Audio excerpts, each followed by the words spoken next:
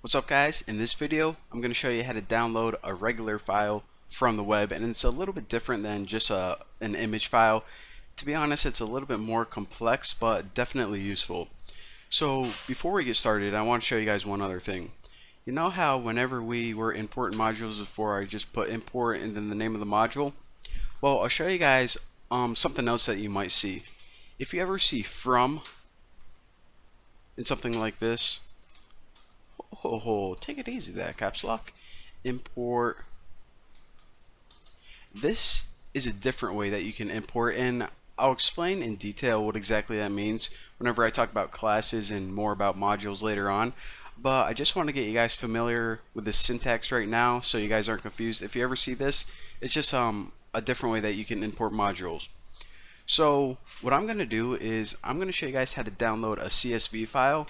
And you can actually use this same technique whenever you're downloading text file, but there aren't that many text files just floating around the internet.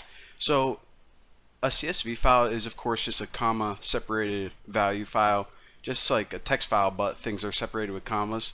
So if you go to finance.yahoo.com, type in the ticker of any company. If you don't know one, GOOG will give you stock information about Google. And whenever you go to a company's little financial page, on the left hand side they have, hold on a second, got an itch in my ear. Alright, on the left hand side they have historical prices. So if you click that, it's going to give you just a bunch of their prices in history. And again, you can find any CSV file. This is just one that I remember is free. So at the bottom of the page you're going to see this link that says download to spreadsheet, and don't click it or else it's going to download the CSV file right to your computer. Right click it and hit copy link address, and if I paste it in there you can see that this is indeed a link to a CSV file. So make sure that you have that copied in your clipboard, and that's the file that we're going to download. Again, if you know of any other CSV file, feel free to use that, but I know that Yahoo has a bunch for free, so you can use that. So of course, instead of having to work with that long honkin' tonkin' thing every time, what I want to do is I'm going to save all of that in a variable called goog URL. So right now we can just use this variable a lot cleaner if you ask me. So now that we have a URL of a file that we don't want to download, we need to make a function to, of course, download crap from that URL. So I'm just going to name my function download stock data, and the parameter we pass it in is just CSV URL. So the URL of some CSV file on the internet. Alright, simple enough so far. So now what we need to do is we need to tell our Python program to connect to the internet first. So what we're going to be doing is calling a function, but it's easier if you store it in a variable called a response. So this is pretty much, think of it as your connection to a web page. So we already know how to do this. Request.url, see if it's there. URL, I guess I might as well type it. There it is. URL open, and what this function does is the only parameter that it takes, or that we're going to be passing in, is the URL of a CSV file on the internet. Again, it's the URL of any web page, but it goes to that URL, and then it's going to store the connection to that web page in this variable right here, response. So now that we have that response, we can do something cool with it, and I'll show you guys this. Make another variable, call it CSV or whatever you want, and take that response and call a function on it called read.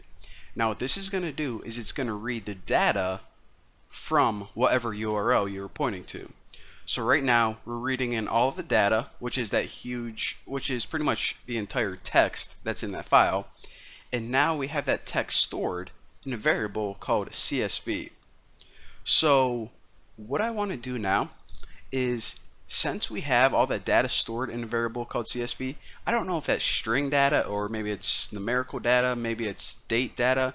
I want to guarantee that that data that we just read in is a string. So then we won't have any problems later on. So what I can do in that case is put CSV underscore str, and remember that function str right there? Well, this takes anything inside here and converts it to a string. And I think we did it with numbers whenever we were trying to print out numbers and strings together. So anyways, whatever data you read from this file, it's going to convert it to a string, and then it's going to store that in the variable CSV underscore string. So now we can use this wherever we would use a string to print it out, whatever we want to do with it. However, I'm going to show you guys how to take it and save it to an appropriate file on your computer. So right now we took all that data and it's in one long string like this, one big line. However, if we ever read that in a file, of course it's going to be kind of confusing. So what we want to do is we want to take it and break it up in lines. Since if we look at this, we don't want all of these numbers and dates on the same line. We want each of these on a new line whenever we make the file. So to do that, the first thing you need is a variable called lines, and set it equal to this CSV. Actually, you can just copy this. Set it equal to your string and call a function called split, and in between quotes put this symbol right here. Now what split does is it basically takes a string, a huge long string, and it breaks it up. Now how does it know where to break it up? Does it break it up every 10 characters? Hold on. Sounded like someone was at my freaking door, which is weird because it is almost 1 a.m. So hope my door is locked. But anyways, it takes a long string and it breaks it up whenever it comes across this new character.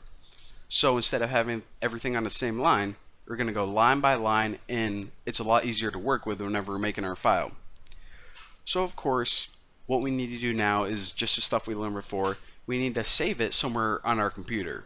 Well, we're not going to be like, hey, we downloaded crap, just spin a big roulette wheel on my hard drive and save it somewhere randomly. No.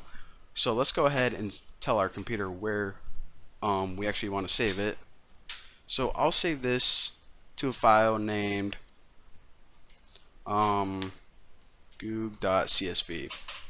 Now again, remember, I think I talked to you guys about this in like the first, or no, it must have been like the third tutorial. Whenever you're working with file paths, it's always good to have R before it. That means raw, and that means that you can type a file like this.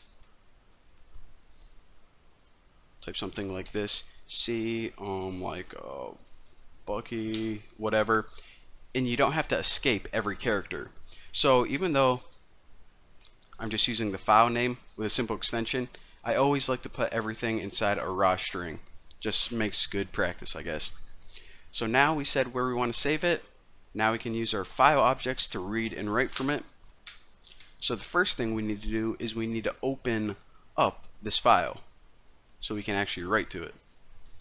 So the first thing it needs is says, okay, what file do you want to open? Well, that one. And what do you want to do to it? Well, since we're taking that data and writing to it or creating it, of course, W. That's what we learned in the last tutorial. So now that we have a file open and we can write to it, what we want to do is we pretty much want to loop through what we just downloaded and print it on the file. So the first thing we need is a for loop, and what you do is you put for line and lines, and basically what this is going to do is it's going to loop through this string, and for each individual line, well, I'll show you guys what we're going to do to it right now. What we're going to do is take the file that we just opened and we're going to write to it.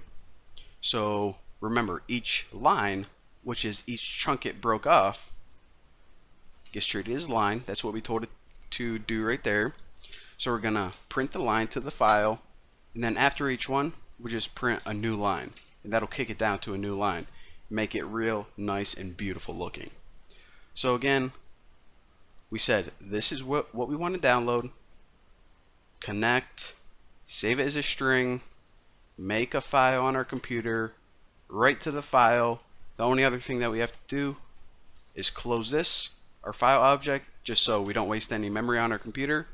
And then we need to call this function right here.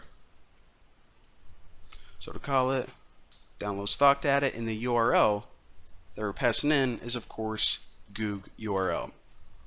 So again, take note that on the left hand side I deleted all the other files that we didn't need from the last tutorials. So right now I only have main and tuna. Now whenever I run this, I now got this new file goog.csv, and if I double click this to open it, look at that information. So now we can take this information and pretty much make the perfect algorithm to make us a perfect stock market trader. So again, if you just try to copy all of this and use your little crappy calculator to try to figure out the best time to sell stocks, it's going to be confusing. But now in a few lines of code we can download the historical data for any company in history, and we can analyze it and make the perfect program to take over the world. So we're going to be taking over the world in a couple tutorials, not right away, so that's what you have to look forward to. But for now, thank you guys for watching. Don't forget to subscribe, and well, I'll smell you guys later.